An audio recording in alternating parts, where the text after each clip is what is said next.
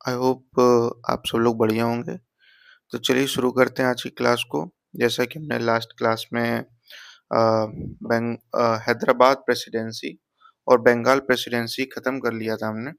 अब हम जो है अवध सूबा पे आते हैं। अवध सूबा जो कि हमारा लास्ट सक्सेसर स्टेट बचा है डिस्कस करने को, और इसके बाद हम फिर मराठा शुरू कर देंगे। ठीक है, इसके साथ ही हमारा सक्सेसर स्टेट्स फाइनल हो जाएगा। चलिए अवध शुरू करते हैं। तो अवध में जो मेन एक्टर है यहाँ पे है सादत अली खान। ठीक है, और आपका सादत अली खान 18 सेंचुरी का है, 1722 टू 1740 तक है ये सादत अली खान। ठीक है, ये वही सादत अली खान है जो नादिर शाह इन्वेजन के दौरान इसने जो है नादिर शाह का साथ, और बाद में नादिर शाह के द्वारा इल ट्रीट होने के बाद इसने इंसल्ट में, उसके बाद जो है सफदर जंग 4054 है, that is 1740 to 54। And then आपका शुजा-उद-दौला है 5474, असफ-उद-दौला 7597। ठीक है, एक अनाउंसमेंट है छोटी सी कि अगर भाई मेरा रिकमेंडेशन ये है कि आपको अपना टाइम सेव कीजिए और ये वीडियो 1.5x स्पीड पे आप देख सकते हैं। ठीक है, तो चलिए कंटिन्यू करते हैं। तो हमने ये पूरी अवध की क्रोनोलॉजी देख ली। लास्ट 1797 तक आ रहा है। ठीक है, इसके बाद होगा क्या, इसके बाद जो है ब्रिटिशर्स जो है अपना कब्जा कर लेंगे अवध में। जब हम ब्रिटिशर्स पढ़ेंगे इसको हम फिर आगे पढ़ेंगे। ठीक है, तो चलिए सादत अली खान से शुरू करते हैं। सादत अली खान, जिसका दूसरा नाम बुरहन उल मुल्क भी बोला जाता था, इसको बुरहन उल मुल्क भी बोला जाता था, और इसका सादत अली खान नाम है। ठीक है, 1722 से 40 तक रहेगा। इसको अपॉइंट किया था एज अ सूबादार, नाजिम बोल लो, गवर्नर बोल लो, नवाब बोल लो, ऑफ अवध का। ठीक है, इसको अपॉइंट किया गया था। क्यों अपॉइंट किया गया था? अपॉइंट किया गया था इसको 1722 में। क्यों अपॉइंट किया गया था? क्योंकि इसे एज अ रिवॉर्ड दिया गया था इसको।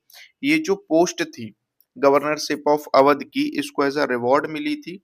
और क्यों रिवॉर्ड के तौर पर मिली थी? क्योंकि इसने एक रिवोल्ट अवध में हुआ था, उसको सप्रेस कर दिया था, और वो रिवोल्ट किया गया था लोकल चीफ्स एंड राजास के द्वारा। ठीक है, वो रिवोल्ट मुगल्स के खिलाफ किया था लोकल चीफ्स और राजाज ने। जो लोकल राजा है, लोकल चीफ्स है, उस रिवोल्ट को सप्रेस कर दिया था सादत अली खान ने, और उसका रिजल्ट ये मिला कि उसको जो है सूबा दे दिया गया अवध का। ठीक है, और ये नवाब ऑफ अवध बन गया इस हिसाब से। उसके बाद क्या हुआ, जैसे ये नवाब ऑफ अवध बना, जैसे कि हर सक्सेसर स्टेट की कहानी है, वैसे इस सक्सेसर स्टेट की भी कहानी है कि ये लोग क्या करेंगे कि अब पावर को अपने हाथ में लेने की कोशिश करेंगे। और उसकी शुरुआत देखने को मिली हमें कब? जब इसने अपना सन इन लॉ सफदर जंग को अपॉइंट कर दिया as the deputy nawab of Awadh. और आप देखिए कि सेकंड क्रोनोलॉजी में सफदर जंग ही है। तो मतलब क्या है कि जब तक सादत अली खान नवाब है, तब तक सफदर जंग क्या है? डेप्यूटी नवाब है अवध का। और बाद में जब सादत अली खान मर जाएगा, सुसाइड कर लेगा, तब सफदर जंग विल बी दी नेक्स्ट नवाब। जैसा कि हमने देखा था कि सक्सेसर स्टेट्स में जो ये नवाब हैं, ये लोग dynastic rule on death setup कर देते हैं, जिस वजह से मुगल की पावर कम हो जाती है इन सक्सेसर स्टेट्स पर। फिर उसके बाद इसको इसने क्या किया, एक दीवान को भी अपॉइंट किया, और वो इसका क्या था? पपेट था। पपेट माने पपेट माने इसी का पुतला। ठीक है, पपेट माने इसी का पुतला। जो ये कहेगा वही वो दीवान करेगा। और दीवान भी हमने जैसा कि पढ़ चुके हैं इतनी बार कि दीवान भी एक पावरफुल पोस्ट है। ठीक है, तो उस पर भी इसने अपने पपेट को बैठा दिया। डेप्यूटी नवाब भी इसने अपने सन इन लॉ को बना दिया, और खुद तो नवाब है ही। तो आप खुद ही समझ सकते हैं कि ओवर कंसंट्रेशन ऑफ पावर हो गई किसमें? सादत अली खान में 2240 में। ठीक है, अब इसका अब ये क्या है, अब ये अपने रंग दिखाना शुरू करेगा, क्योंकि अब इसके पास ओवर कंसंट्रेशन ऑफ पावर है, इसके पास पावर है हाथ में, तो ये अपने रंग दिखाएगा मुगल्स को। और यहाँ पे देखने को मिलेगा कि ये दिल्ली में रिपोर्ट भेजना बंद कर देगा। जो भी अर्निंग हुई है, जो भी रेवेन्यू बेनिफिट्स हुए हैं, या जो भी रेवेन्यू से संबंधित कोई भी जानकारी है, उसकी रिपोर्टिंग करना वो बंद कर देगा दिल्ली में। और ये सबसे पहला साइन देखने को मिल रहा है जहां पे हमें देखने को मिल रहा है कि सक्सेसर स्टेट इंडिपेंडेंटली रूल करना शुरू कर रहे हैं। ठीक है। अब रिपोर्टिंग टू दिल्ली का मतलब क्या है कि दिल्ली में किसके पास रिपोर्ट नहीं जाएगी, वो जाएगी मेरे बख्शी के पास नहीं जाएगी। द इंपीरियल ट्रेजरर, जैसे कि दीवान स्टेट का ट्रेजरर है, वैसे ही मेरे बख्शी सेंटर का, मुगल टाइम के सेंटर का मेरे बख्शी इंपीरियल ट्रेजरर है। तो वहां पे रिपोर्ट भेजना सादत अली खान बंद कर देता है। उसके बाद क्या करता है, सॉरी, उसके बाद ये होता है कि वो पैसा भी भेजना बंद कर देगा और धीरे धीरे, और पहले तो वो कम करेगा, जो दिल्ली में जो पैसा जा रहा है उसको कम करेगा और बाद में भेजना बंद कर देगा। ठीक है, तो पहले उसने रिपोर्टिंग बंद करी, फिर वो पैसा भेजना कम कर देगा, एंड देन पैसा भेजना भी बंद कर देगा फाइनल में, जैसे कि हर एक सक्सेसर स्टेट के साथ होते हुए आया, जो हमने देखा है, पढ़ा है। फिर उसके बाद क्या हुआ, अब सादत खान क्या करता है अपने आप को और मजबूत करने के लिए, वो देखते हैं। तो सादत खान अपने आप को फाइनेंशियली पावरफुल करने के लिए क्या करता है, लैंड रेवेन्यू को बढ़ा देता है, इंक्रीज लैंड रेवेन्यू, एंड और उसको जो है कहाँ से फाइनेंशियल बेनिफिट मिलता है, ये जो अवध में क्या होता है उसी टाइम ना ट्रेड फ्लोरिश हो रहा होता है। ट्रेड कैसे फ्लोरिश हो रहा होता है, क्योंकि आप देखोगे ये वो टाइम है जब यूरोपियन कंपनीज इंडिया में आ रही हैं बिजनेस करने, ठीक है, व्यापार करने, ट्रेड करने, और इसी टाइम मुगल्स कमजोर हैं, और इसी टाइम सक्सेसर स्टेट्स जो है वो राइज पर है। प्लस आप देखोगे कि अगर आप अवध की ज्योग्राफी देखो तो वो कई रिवर्स से जो है बोलते हैं ना, कई रिवर्स उसमें है। तो उस वजह से क्या है, वहां पे ट्रेड ना फ्लोरिश कर रहा है, प्लस अवध एक प्लेन एरिया है, तो वहां पे ट्रेड फ्लोरिश कर रहा है, तो उसका टैक्स भी उसको मिल रहा है, प्लस वो लैंड रेवेन्यू बढ़ा भी दे रहा है। तो इस वजह से क्या हो रहा है, सादत अली खान को फाइनेंशियल पावर मिल रही है। ठीक है। उसके बाद सादत डेवलप्ड लोकल सपोर्ट बेस। अब सादत क्या करेगा, लोकल सपोर्ट बेस बनाएगा। कैसे बनाएगा भाई, जैसा कि हम अभी तक पढ़ते आए हैं कि जो लोकल में पावरफुल लोग होंगे, merchants, money lenders, bankers, powerful chiefs, powerful sardars, ये जो लोकल लोग होंगे, जो पावरफुल होंगे, लोकली, सोशली, इकोनॉमिकली, हर एक तरीके से पावरफुल होंगे, उनसे वो अपने संबंध को और मजबूत बनाएगा। अब वो कैसे कर सकता है, उनको सिक्योरिटी देके, उनको मनसब देके, उनको जागीर देके, उनको लॉ एंड ऑर्डर स्टेबिलिटी देके, जैसा कि हर एक सक्सेसर स्टेट्स में हम पढ़ते आए हैं। तो सेम काम यही करेगा सादत अली खान, वो लोकल सपोर्ट बेस बनाएगा। कैसे बनाएगा, मनसब और जागीर देगा किसको, लोकली पावरफुल सेक्शंस को। ठीक है, क्लियर है। उसके बाद आगे बढ़ते हैं। अब जब ये ऐसा करेगा, सादत अली खान क्या कर रहा है, लोकल सपोर्ट बेस बनाने के लिए जो लोकल पावरफुल सेक्शंस हैं उनको वो सपोर्ट देगा, तब उसको सपोर्ट मिलेगा। तो वो सपोर्ट दे रहा है, उनको राइज करा रहा है, उनको वो बेनिफिट करा रहा है। उस दौरान क्या होगा, जो न्यू लोकल एलिट्स हैं उनका हमें राइज देखने को मिलेगा। ठीक है। और वो न्यू लोकल एलिट्स किस किस किन में से होंगे, इंडियन मुस्लिम से, अफगान से, हिंदूज से, जो कि सादत अली खान को सपोर्ट करेंगे। क्यों सपोर्ट करेंगे, क्योंकि सादत अली खान उनको बेनिफिट देगा, जागीर के फॉर्म में, मनसब के फॉर्म में, सिक्योरिटी के फॉर्म में, लॉ एंड ऑर्डर स्टेबिलिटी के फॉर्म में। तो ये बेनिफिट देने के बाद उसको लोकल पावरफुल लोगों से सपोर्ट मिलेगा, और इसका रिजल्ट ये होगा कि न्यू लोकल एलिट्स का राइज होगा। और वो न्यू लोकल एलिट्स किसमें से हैं, इंडियन मुस्लिम से, अफगान से, या फिर हिंदू से। ठीक है, क्लियर है। चलिए आगे बढ़ते हैं। सादत डिड नॉट फॉर्मली डिक्लेयर, जैसा कि हर एक सक्सेसर स्टेट में हमने देखने को मिला कि कोई भी सक्सेसर स्टेट अपने आप को इंडिपेंडेंटली डिक्लेयर नहीं कर रहा है फॉर्मली, इंडिपेंडेंट डिक्लेयर नहीं कर रहा है फॉर्मली, वैसा ही सादत अली खान ने किया। इसने कभी भी फॉर्मली अपने आप को इंडिपेंडेंट डिक्लेयर नहीं किया कि भाई हम मुगल से अलग हैं। क्यों ऐसा हुआ, क्योंकि एक पर्सनल एम्बिशन है इसकी कि इसको ना मनसबदार बनना है सेंटर लेवल पर, कि इसको एक इंपॉर्टेंट मनसबदार, जैसा कि मैंने बताया था पहले भी कि हर एक जो नवाब है, हर एक मनसबदार है, उसकी एक महत्वाकांक्षा, एक एम्बिशन है कि भाई हम एक बड़े मनसबदार बन जाएँ। अगर वो बड़े मनसबदार हैं तो वो चाहते हैं कि हम और बड़े मनसबदार बन जाएँ। अगर वो सबसे बड़े मनसबदार हैं तो वो चाहते हैं मैं इंडिपेंडेंट हो जाऊँ, फिर मैं किंग बन जाऊँ। तो आप समझ रहे हैं एम्बिशंस बढ़ती चली जाती हैं। तो वैसे ही क्या होगा कि सादत अली खान है, चिनकुलिच खान है और आपने बंगाल में देखा मुर्शीद कुली खान है। ये बड़े मनसबदार हैं, बट इनका एम्बिशंस क्या है कि ये सेंटर में मुगल एम्पायर का जो सेंटर पावर है, वहां पे अपनी जगह बनाना चाहते हैं। क्यों? क्योंकि ये अपने सूबा को और बड़ा करना चाहते हैं, अपनी पावर को और ज़्यादा बढ़ाना चाहते हैं। और ये कैसे पॉसिबल है? जब इनको लोग ज़्यादा से ज़्यादा जाने, इनके पास इकोनॉमिक पावर हो, इनके पास पॉलिटिकल पावर हो। और वो कहाँ पॉसिबल है? अगर ये एक बड़े मनसबदार बन जाएँ, और बड़े, अभी भी बड़े मनसबदार हैं, बहुत बड़े मनसबदार हैं, क्योंकि इनकी ज़ात जो है सम of the highest ranking mansabdar में ये लोग आते हैं। लेकिन ये चाहते हैं कि हम वज़ीर बन जाएँ, हम मिर्बख्शी बन जाएं, हम मिर आतिश बन जाएं, मिर सद्र बन जाएं।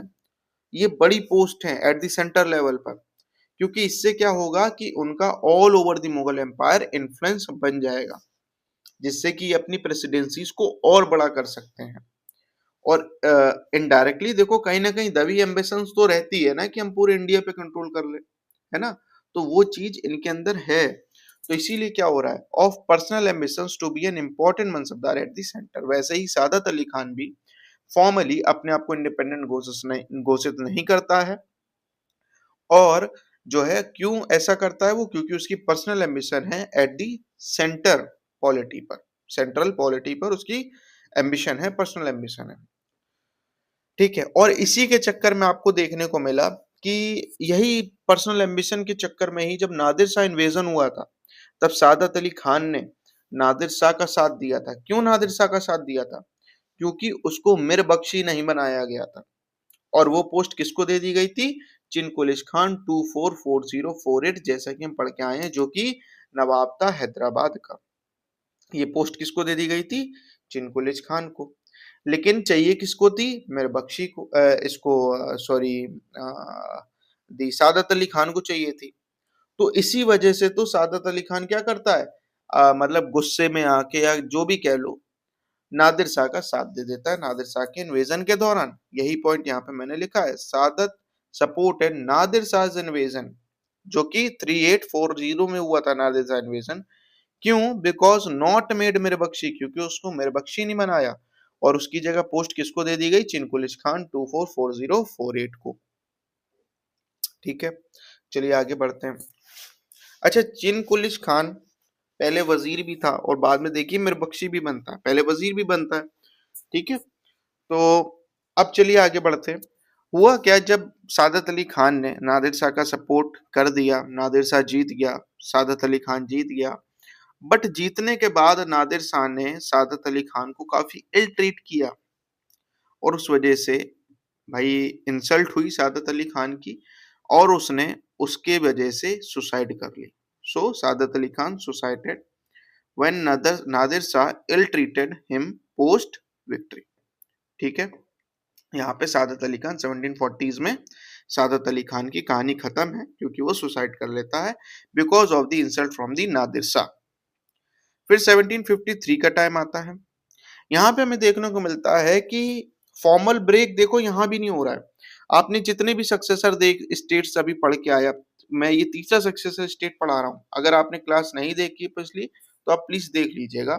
मैं हैदराबाद और बंगाल सूबा पहले ही पढ़ा चुका हूँ, ये थर्ड सूबा अवध सूबा पढ़ा रहा हूँ। तो जैसा कि हम पहले देख के आए कि सब में वर्चुअल ब्रेक हमें देखने को मिला। बट जैसे कि बंगाल की जब मैंने बात करी थी, तो वहां पर भी वर्चुअल ब्रेक था जब अलीवर्दी खान के बारे में मैंने बात करी थी, क्योंकि वहां पे सरफराज खान के खिलाफ पॉलिटी वगैरह हुई थी। फिर अलीवर्दी खान नवाब बन गया था, फिर अलीवर्दी खान ने जो है पैसा भेजना बंद कर देता है, और वहां पे बंगाल को वर्चुअल ब्रेक देखने को मिलेगा। लेकिन कभी भी फॉर्मल ब्रेक नहीं हुआ। वो लोग किंग अभी भी मुगल को ही मानते हैं। वैसे यहाँ भी अवध में भी वर्चुअल ब्रेक ही होगा। फॉर्मल ब्रेक नहीं होगा। और अवध का फॉर्मल वर्चुअल ब्रेक कब हुआ? 1753 में। ठीक है, तो प्लीज मुझे आप कमेंट में एक चीज बताइएगा, हालांकि मैं पढ़ा चुका हूं, कि बंगाल सूबा का वर्चुअल ब्रेक कब हुआ था मुगल से। ठीक है, पढ़ा चुका हूं, देखिएगा, बताइएगा। तो वर्चुअल ब्रेक हो गया अवध का 1753 में। क्यों हो गया, कैसे हो गया, चलिए पता करते हैं। सफदर जंग, सफदर जंग, सादत अली खान के बाद सफदर जंग जो है नेक्स्ट नवाब बना, जैसे कि हमने बात किया था। सफदर जंग अब अभी तक एज अ डेप्यूटी नवाब काम कर रहा था, सन इन लॉ था सादत अली खान का। और अब ये जो है नवाब बन गया है 4054 में, 40 से लेकर 54 तक। और 53 में वर्चुअल ब्रेक हो रहा है, समझ रहे हैं आप, एक साल बाद ही सफदर जंग का जो है टेन्योर खत्म हो रहा है। तो सफदर जंग को अहमद शाह बहादुर 1748 में, अहमद शाह बहादुर जो कि मोहम्मद शाह रंगीला के बाद का नवाब मुगल एम्परर है, अहमद शाह बहादुर 4854। ठीक है, वो 1748 में सफदर जंग को वजीर बना देता है। क्या बना देता है? वजीर। फाइनली एक सेंट्रल पोजीशन मिल गई बंगाल के, सॉरी, अवध के नवाब को। ठीक है, तो सफदर जंग क्या करता है, लेकिन उस पावर का, उस पोजीशन का, वजीर की पावर का, वजीर की पोजीशन का मिसयूज करता है। और वो उस पावर और पोजीशन को अपने पर्सनल बेनिफिट के लिए इस्तेमाल करता है। कैसे? फर्रुखाबाद को अवध में मिलाकर, फर्रुखाबाद को वो कैप्चर कर लेता है और अवध में मिला लेता है अपनी वजीर की पावर के तहत। ठीक है, अब आप फर्रुखाबाद मैप में आप देखिएगा कि जो अवध है उसमें, मतलब एक है ना कि एक ऐसा हिस्सा बन रहा था अवध के लिए जो कि अवध को कंप्लीट नहीं कर रहा था। ठीक है, तो ऑफकोर्स जाहिर सी बात है अवध का नवाब चाहेगा कि फर्रुखाबाद मेरे पास आ जाए। ठीक है, हर एक राजा अपनी टेरिटरी को बढ़ाने का प्रयास में रहता है हमेशा। वही हुआ यहाँ पे, फर्रुखाबाद को कैप्चर कर लेता है सफदर जंग। और इस ये मिसयूज करता है अपनी पावर को। और इसका रिजल्ट ये होता है, इस मिसयूज का रिजल्ट ये होता है कि उसका आइसोलेशन कर दिया जाता है मुगल कोर्ट में। आइसोलेशन माने एक तरीके से बाइकॉट, बाइकआउट कर दिया जाता है मुगल कोर्ट में। और उसको फोर्स किया जाता है कि वो अपनी पोस्ट वजीर से रिजाइन करे, और उसको रिजाइन करना पड़ता है। ठीक है, क्योंकि सत्ता सबकी मिलके चलती है, सब मिलके ही सत्ता में चल सकते हैं, आप अपोजिट सत्ता से नहीं भाग सकते। अब आपके दिमाग में हो सकता है ये सवाल आ सकता है कि भाई उसने फर्रुखाबाद को कैप्चर किया, तो बाकी जो आपके एडमिनिस्ट्रेटर थे मुगल कोर्ट में, उनको उससे क्या दिक्कत हुई कि उसका आइसोलेशन कर दिया गया मुगल कोर्ट में। देखो होता क्या है कि आप ना एक ही पार्टी के इंसान हो। फर्रुखाबाद जो पहले नवाब है वो भी एक ही पार्टी का इंसान है, बट एक बड़ी पोजीशन का आदमी उसी पार्टी से आता है और अपनी छोटी पोजीशन वाले इंसान को असॉल्ट करेगा, तो जाहिर सी बात है बाकी सब उसका विरोध करेंगे। तो वही चीज यहाँ पे देखने को मिला, क्योंकि सफदर जंग ने अपनी पावर का मिसयूज किया था, तो इसलिए उसको ये जो है आइसोलेशन देखने को मिला। ठीक है, और उसको अपनी पोस्ट से रिजाइन करना पड़ा। इसीलिए कहा जाता है कि 1753 में, कब पोस्ट से रिजाइन किया इसने? 1753 में। तो 1753 में अवध का वर्चुअल ब्रेक कहा जाता है मुगल एम्पायर से। ठीक है, आई होप आप समझ गए होंगे। चलिए आगे बढ़ते हैं। अब सूजा उद्दौला, उसके बाद सूजा उद्दौला की बारी आती है। Shah Alam to 1760 to 1806। ठीक है, तो शाह आलम टू जो है वो मुगल एम्परर है इस टाइम, 1760 टू 1806। और वो जो है सूजा उद्दौला को वजीर अपॉइंट कर देता है। ठीक है, वजीर अपॉइंट करता है। ये एक फैक्ट है, बस बता दिया, क्यों? क्योंकि अभी ये आगे काम आएगा। ठीक है, अब यहाँ पे एक थर्ड बैटल ऑफ पानीपत होता है 1761 में, जहां पे सूजा जो है, सूजा उद्दौला, सूजा मीन सूजा उद्दौला अब्दाली की साइड से लड़ता है। क्यों? क्योंकि उसको मराठा को वीकेंड करना है, मराठा को हराना है। मतलब आप देखिए, पहले एक अफगान इन्वेजन हुआ, नादिर शाह आया, उसमें जो इनके एंचेस्टर कह लें आप एक तरीके से सूजा के, या सादत अली खान उसमें नादिर शाह का साथ देता है। और अब second third battle of Panipat में भी हमें देखने को मिला कि शुजा उद दौला अब्दाली का साथ देता है, और अब्दाली एक अफगान इन्वेडर है। और अब शुजा उद दौला का मेन मकसद क्या है? मराठास को वीक करना। ठीक है, यहीं पे सदाशिव राव भाऊ, ठीक है, उनका जब हम मराठा पढ़ेंगे काफी कहते हैं ना कि वीरता से लड़ते हुए वीर गति को प्राप्त हुए थे इसी बैटल में। ठीक है, कई इंपॉर्टेंट आप कह सकते हो लीडर्स थे मराठास के जो इसमें शहीद हो गए थे थर्ड बैटल ऑफ पानीपत 1761 में, जिसमें से विश्वास राव, सदाशिव राव भाऊ एंड बाजीराव, बालाजी बाजीराव। ठीक है, जो हम मराठास जब हम पढ़ेंगे तब हम वहां पे उस चीज को डिस्कस करेंगे। उसके बाद शुजा डिफीटेड बाय ईआईसी। अब शुजा उद दौला जो है वो 1764 में बैटल ऑफ बक्सर होता है। अब यहाँ पे आपको समझ में आएगा शुजा उद दौला को वजीर क्यों बनाया गया है। ठीक है, Shuja ud Daula defeat bye EIC.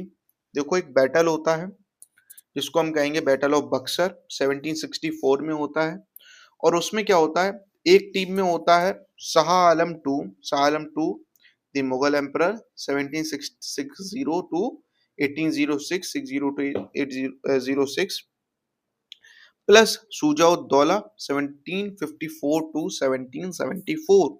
अब आपको समझ में आ रहा है कि शाह आलम टू, शुजा उद दौला और मीर कासिम बंगाल का नवाब, मीर कासिम बंगाल का नवाब 1760 टू 63 ये एक साइड है, और शुजा उद दौला क्योंकि बैटल ऑफ बक्सर में शाह आलम के साइड है, साइड से लड़ रहा है, तो उसी का एज अ रिवॉर्ड मिला है उसको एज अ वजीर बनाने का। अब आपको समझ में आया क्यों वजीर बनाया गया है शुजा उद दौला। ठीक है, तो शाह आलम टू, शुजा उद दौला और मीर कासिम एक तरफ है, और लड़ाई हो रही किसके किसके अगेंस्ट में? EIC means East India Company plus Mir Jafar 1757 to 60 and 63 to 65। अब आपको समझ में आया होगा जब मैंने बंगाल प्रेसिडेंसी पढ़ाया था तब मैंने मीर जाफर के लिए ये दो डेट्स क्यों लिखी थी, क्योंकि पहले मीर जाफर 1757 टू 60 नवाब ऑफ बंगाल रहता है, लेकिन जो ईस्ट इंडिया कंपनी है वो चाहती है कि एक पपेट नवाब रहे बंगाल प्रेसिडेंसी पे। तो East India Company Mir Qasim के साथ मिलकर 1760s में मीर जाफर को नवाब की थ्रोन से हटा देती है और मीर कासिम को 1760 टू 63 के लिए नवाब बने रहती है। लेकिन मीर कासिम क्या होता है, वहां पे कुछ ब्रिटिश पॉलिसीज होती हैं, उनसे तंग आ चुका होता है, और वो चाहता है कि ईआईसी से पीछा छूटे, और वो ईआईसी की जो EIC EIC means East India company की जो पॉलिसीज होती हैं उनको फॉलो नहीं करता है, और उसी के चलते अब ईआईसी जो ईस्ट इंडिया कंपनी है वो चाहती है कि मीर कासिम को वापस से हटा दिया जाए और मीर जाफर को वापस से जो है नवाब बना दिया जाए, और मीर कासिम को 1763 में हटा दिया जाता है। ईआईसी और मीर जाफर एक षड्यंत्र रचते हैं, उसके तहत मीर कासिम को 1763 में नवाब ऑफ बंगाल से हटा दिया जाता है। ठीक है, अब जैसा कि हमें पता है कि नवाब ऑफ बंगाल का वर्चुअल ब्रेक हो चुका था पहले ही मुगल एम्परर से। शुजा उद दौला जो है इस टाइम एक मजबूत पोजीशन में है अवध में। ठीक है, और शुजा उद दौला काफी पावरफुल लीडर भी कहा जाता है।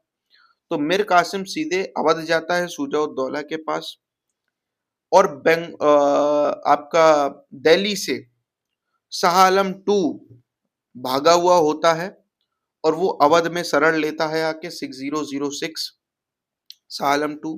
ठीक है, अब शाह आलम टू क्यों भागा होता है वो अभी हम आगे चल के पढ़ेंगे जब हम मराठास वगैरह पढ़ेंगे और ब्रिटिश वगैरह पढ़ेंगे।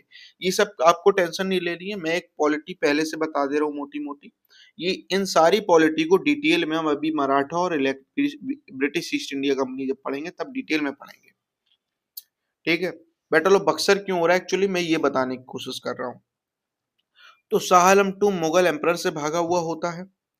ठीक है, और शुजा उद दौला अवध में है, काफी मजबूत पोजीशन में है। मीर कासिम को ईआईसी और मीर जाफर ने मिलके हटा दिया है बंगाल ऑफ नवाब के थ्रोन से।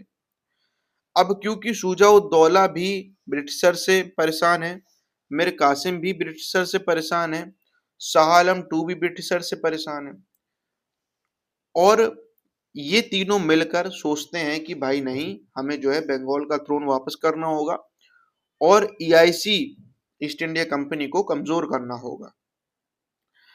अब क्योंकि मीर कासिम का वर्चुअल ब्रेक हो चुका होता है मुगल एम्परर से, तो मीर कासिम इसीलिए अवध जाता है। ठीक है, मुगल एम्परर के पास वो नहीं जा सकता, और शाह आलम टू को शरण की जरूरत है, संरक्षण की जरूरत है। ऐसा क्यों है, प्रोटेक्शन की जरूरत क्यों है, वो हम आगे पढ़ेंगे।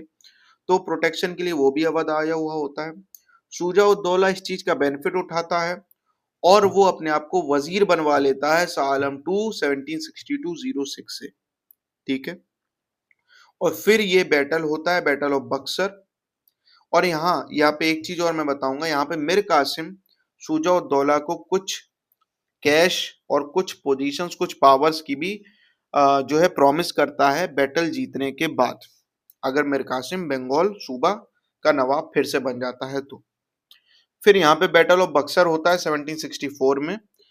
तो शाह आलम टू 6006 और शुजा-उद-दौला 5474 और मीर कासिम 6063 एक साइड होते हैं, और ईआईसी और मीर जाफर 5760-6365 एक साइड होते हैं। तो इन दोनों के बीच में युद्ध होता है और यहाँ पे ब्रिटिश ईस्ट इंडिया कंपनी जीत जाती है बैटल ऑफ बक्सर में। और इसी के साथ शुजा-उद-दौला भी कमजोर हो जाता है। क्यों कमजोर हो जाता है? क्योंकि ये काफी बैटल जो है काफी हार्ड बैटल आप कह सकते हो। ठीक है, प्लस अब यहाँ पे हारने का ना एक कारण और था। हालांकि शुजा-उद-दौला काफी मजबूत पोजीशन में होता है, लेकिन आप थोड़े दिन पहले ही देखें, ये थर्ड बैटल ऑफ पानीपत में अब्दाली की तरफ से लड़कर आया है। ठीक है, प्लस क्या होता है, शुजा-उद-दौला काफी ज्यादा ओवर कॉन्फिडेंट हो जाता है।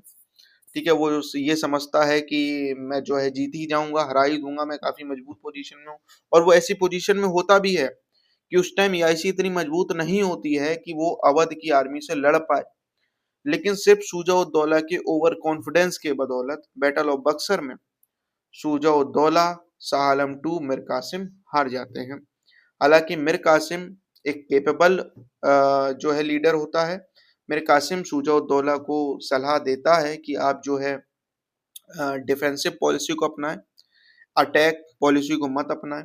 लेकिन जो है शुजा-उद-दौला बहुत ही ज्यादा ओवर कॉन्फिडेंट होता है और वो अटैक पॉलिसी को अपनाता है, डिफेंस पॉलिसी ना अपना के।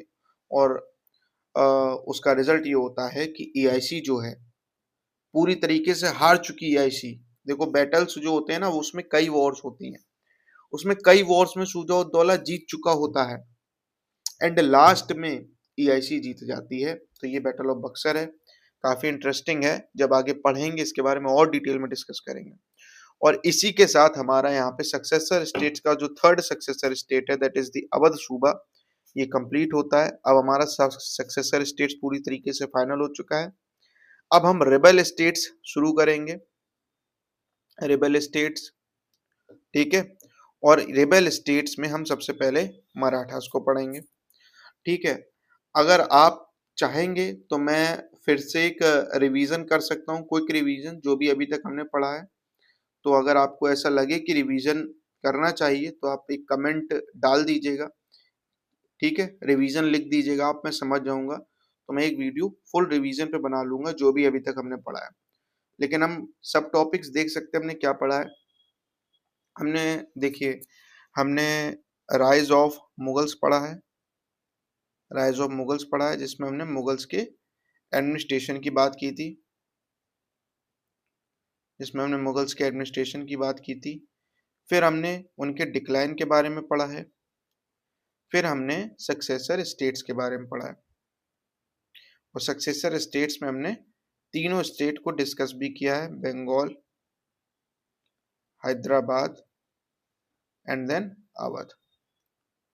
और अब हम रेबेल स्टेट को शुरू करेंगे,